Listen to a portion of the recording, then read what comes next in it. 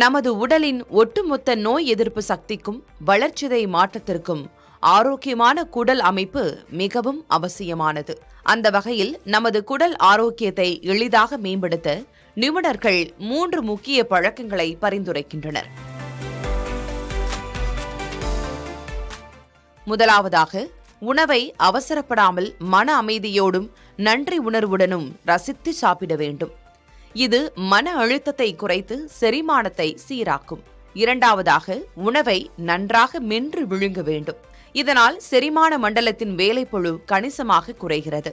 மூன்றாவதாக, இரவு உணவை சீக்கிரமே முடித்துவிட்டு அடுத்த நாள் காலை வரை குடலுக்கு 10 முதல் 12 மணி நேரம் ஓய்வு கொடுக்க வேண்டும். இருப்பினும் நீரிழிவு நோய், நெஞ்செரிச்சல் உள்ளவர்கள் மற்றும் கர்ப்பிணிகள் மருத்துவ ஆலோசனை பெற்ற பிறகே இந்த உணவு இடைவெளியை பின்பற்ற வேண்டும் என்று மருத்துவர்கள் எச்சரிக்கிறார்கள்.